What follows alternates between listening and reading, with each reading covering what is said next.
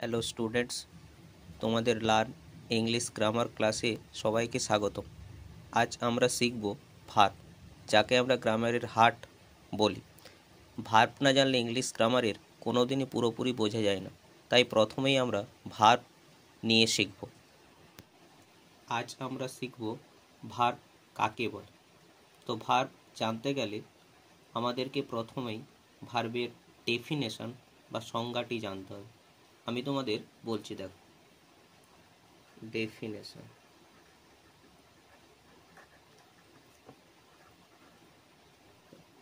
A verb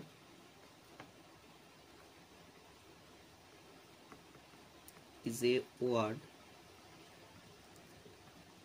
that shows an action or state or possession. বাংলাতে সংজ্ঞাটি কেমন হবে? ক্রিয়াপদ হলো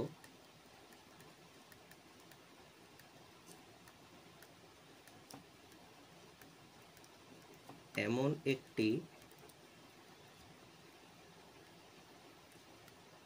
শব্দ যা কোনো কাজ বা অবস্থা বা অধিকার বোঝায়।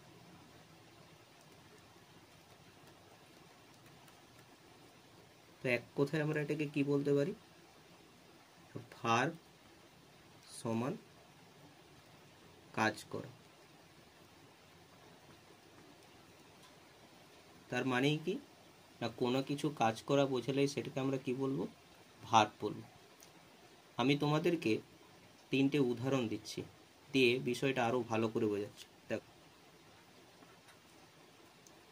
রাম প্লেস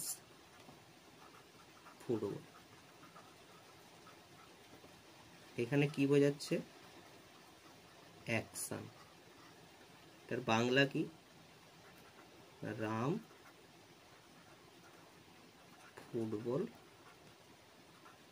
খেলে। তারপর লিখছি, দেখো, হি ইজ হ্যাপি। এটা কি বোঝাচ্ছে? স্টেট। বাংলা কি না, সে হয় খুশি। আরেকটা বাক্য লিখছে, দেখো, উই হ্যাভ এ গার্ডেন। দেখো, এটার বাংলা কি? আমাদের একটি বাগান আছে। তাহলে এর মাধ্যমে কি বোঝাচ্ছে? অধিকার, মানে পজেশন।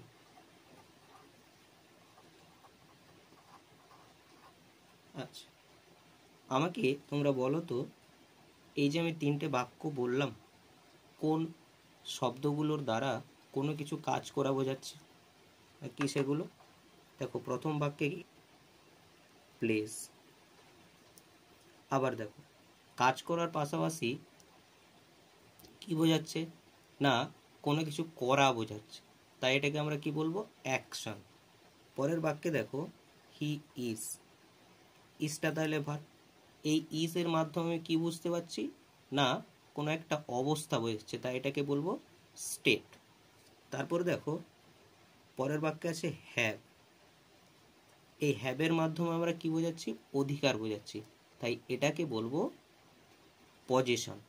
আর এই পজেশন বোঝালো, তাকে আমরা কি বলবো? ভার্ব।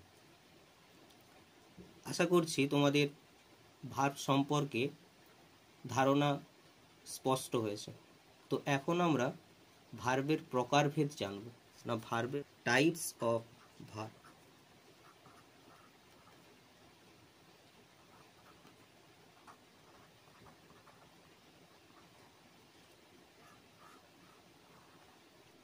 ভার্বকে আমরা মূলত দুই ভাগে ভাগ করি। একটি প্রিন্সিপাল ভার্ব বা মেন ভার্ব বা লেক্সিক্যাল ভার্ব, যাকে আমরা বাংলায় বলি প্রধান ক্রিয়াপদ বা স্বাধীন ক্রিয়াপদ, এবং আরেকটি হলো অক্সিলারি ভার্ব বা হেল্পিং ভার্ব।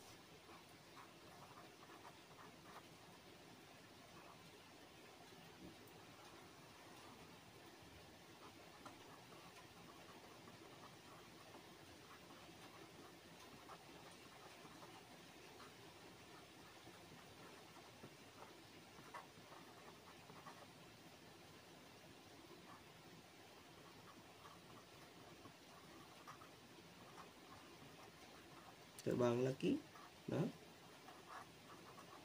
প্রধান ক্রিয়া, আরেকটি কি অক্সিলারি ভার্ব।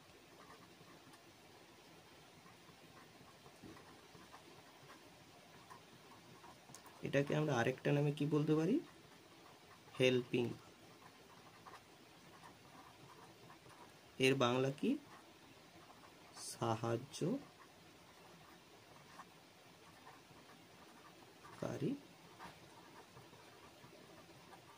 ক্রিয়া। তাহলে তোমরা এটা জানলে যে ভার্বকে আমরা প্রধানত দুভাগে ভাগ করি।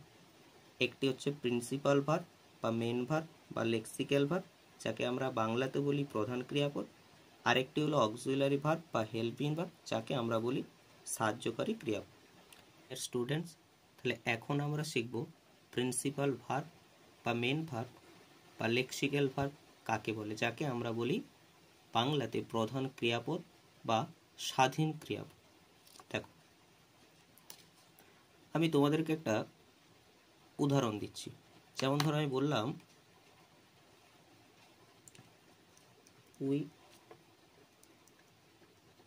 Know the king. তার মানে কি না আমরা রাজাটিকে জানি। দেখো এখানে তাহলে তোমরা ক্রিয়াপদ নিশ্চয়ই চিনতে পেরে গেছো। তাহলে এখানে ক্রিয়াপদ কোনটা না নো হচ্ছে ক্রিয়াপদ, যার অর্থ জান। আচ্ছা, এবার তোমরা আমাকে বলো তো, এই যে নো ভার্ব, এটা বসার জন্য অন্য কোনো ভার্বের কি প্রয়োজন হয়েছে? দেখো, অন্য কোনো ভার্বের প্রয়োজন হয়নি। অর্থাৎ নো ভার্বটি একাই স্বাধীনভাবে বসতে পারছে এবং দেখো বাক্যের অর্থও সম্পূর্ণ হয়েছে। তাহলে এটাকেই বলবো আমরা প্রিন্সিপাল ভার্ব। তাহলে প্রিন্সিপাল ভার্বের সংজ্ঞাটা আমরা কেমন করে লিখতে পারবো? ডেফিনেশন।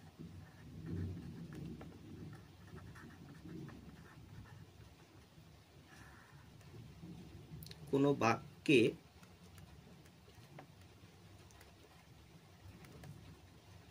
যখন কোনো ভার্ব অন্য ভার্বের সাহায্য ছাড়াই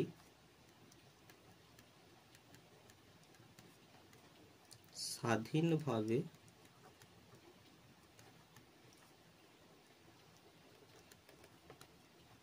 বসতে পারে তাকে মেন ভার্ব বা প্রিন্সিপাল ভার্ব বা লেক্সিক্যাল ভার্ব বলে।